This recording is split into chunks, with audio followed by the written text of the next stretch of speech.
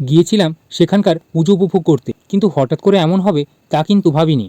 আসলে সেখান থেকে ফেরার সময় পুজো কমিটির থেকে অনুরোধ এলো ভোগ গ্রহণ করে বাড়ি ফেরার। কমিটির বিশেষ সম্মানীয় ব্যক্তিদের অনুরোধ রাখতেই বসে পড়লাম অন্নভোগ গ্রহণ করার জন্য। আর সেই অন্নভোগ গ্রহণ করতে গিয়ে একটা জিনিস নতুনভাবে দেখলাম, আসলে সব জায়গায় কিন্তু খাওয়ার পাত্রটি খবর কাগজ কিংবা অন্য কিছুতে মোড়ক থাকে, কিন্তু সাধারণত ভোগ প্রসাদের ক্ষেত্রে এমনটা হয় না। এই প্রথম আমি দেখলাম।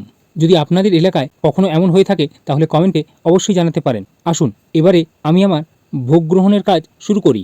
ভোগের পদে প্রথমে ছিল আলু ভাজা, তারপর এলো অন্ন, তারপর ডাল, তারপর তেতো তরকারি। এই দিয়ে প্রভুকে প্রথম প্রণাম জানিয়ে আমি আমার ভোগ গ্রহণের কাজ শুরু করলাম।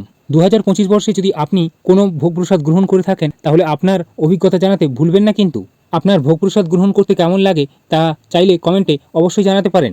ভোগ প্রসাদের প্রিয় পদ আপনার কোনটি তা কমেন্টে অবশ্যই জানিয়ে ফেলুন। যাই হোক, তারপর এলো পটল আলুর তরকারি।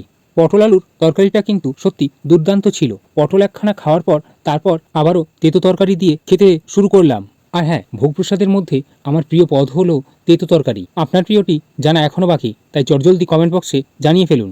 আপনি যদি ভোগ প্রসাদ প্রেমী হয়ে থাকেন তাহলে ভিডিওটি চটজলদি সবার সঙ্গে শেয়ার করুন। পুজো উৎসব মানুষের মনে আনন্দ দ্বিগুণ করার জন্য একদিকে কিছু ভক্তগণ নাচানাচি করছেন, আর উল্টো দিকে হাজার হাজার মানুষ প্রভুর ভোগপ্রসাদ গ্রহণ করছেন। সত্যি আনন্দটা আরও দ্বিগুণ হয়ে ওঠে যখন মানুষ মাটিতে বসে, অর্থাৎ হাজার হাজার মানুষ যখন মাটিতে বসে প্রভুর ভোগপ্রসাদ গ্রহণ করেন, তখন সত্যি প্রভুর সেই ধরাধাম যেন আনন্দে মুখরিত হয়ে ওঠে, আর প্রত্যেকের মনেও একটা মিলনের মেলা জেগে ওঠে। পরবর্তী ভিডিও দেখার জন্য চ্যানেলটিকে চটজলদি সাবস্ক্রাইব করুন। তরি তরকারি দিয়ে অন্ন শেষ না করতে করতেই এলো চাটনি, এবং সেই চাটনি মেখে আবারও খেতে শুরু করলাম। একজন কাকিমা এসে জিজ্ঞাসা করলো পদগুলোর স্বাদ কেমন হয়েছে। আমি বললাম পটলের তরকারিটা আমার বেশ লেগেছে, তাই কাকিমা আবারও পটল তরকারি দিয়ে গেলেন।